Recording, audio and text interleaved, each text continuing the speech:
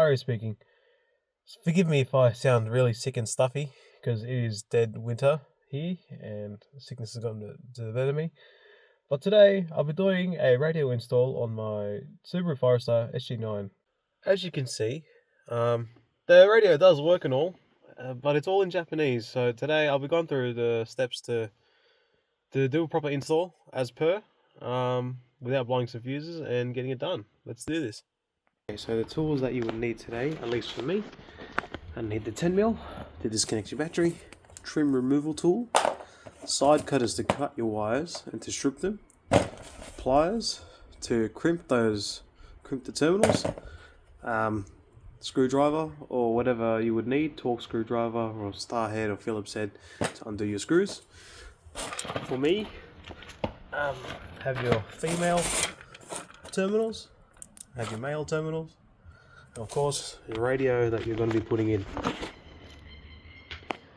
With all my electrical work, so like when I cut wires and stuff, I like to take off the battery terminal, at least the negative, so you don't blow fuses in case you do make a mistake. Okay, just to add, so for each radio install for each particular car, they'll have their own set process. Because I used to have one of these before, but just the non-import, the process is similar. So what I got to do is take off this piece here, the gear lever surround, and this piece here, which controls the AC climate, and then there'll be screws to hold this head unit in, and then from there go to the back of it, and then we'll go from there. Okay, so I've pulled this surround off, literally just a plug and a light, which is down there. Pull these two screws out, 1 and 2, and bit of a hint, I'd say keep your screws in check and in order, so it's a lot easier to put back together, so you're not pulling your hair out. Okay, so I've pulled it out, unplugged the hazard warning lights and the AC controls. So now it just should be one, 2, and I think 3, 4 screws, and the stereo will come out. So this is where it can kind of differ. So if you're going to use the same existing loom, you can just cut and splice and use the existing loom, or you can, if you were to buy a preset adapter, that's where you'd plug it in. In my case, I'm going to cut and splice and use terminals. You can solder them together if you want, that's more fine. But in my case, because if I need to pull it apart again, or if I want to change the head unit, I like it to be terminal style, where you plug them in. So generally across the board with the aftermarket radios, they have their colors are generalized. From memory, your black is your ground, your yellow is your main, and then your red's your accessory, and everything else is practically speaker wire. You would, as per each car, you would need to look them up on, say, a forum or even Dr. Google, to see. This Google search. In my case, because I've already got the radio off another car, and that layout's already done, all I've got to do is practically match up wires and set my grounds out, and if anything else that needs to be set, I'll connect it. But yeah, it's fairly straightforward, as long as you disconnect your battery so you don't blow fuses, in case you do mix up wires and stuff.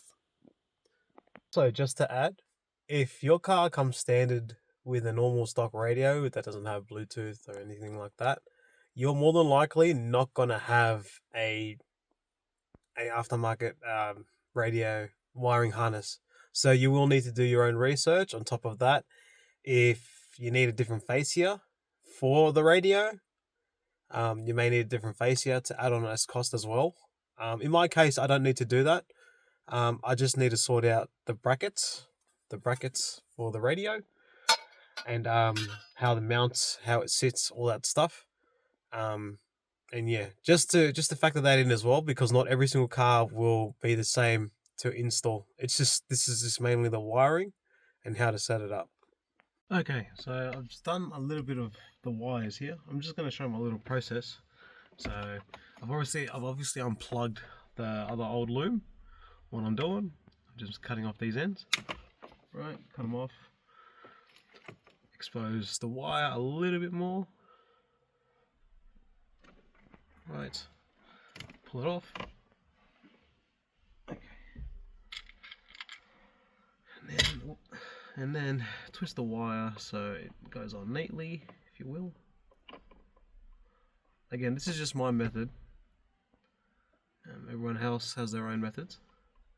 So hold it there, use the pliers to crimp it on. I usually do just one and two, and there's your connection.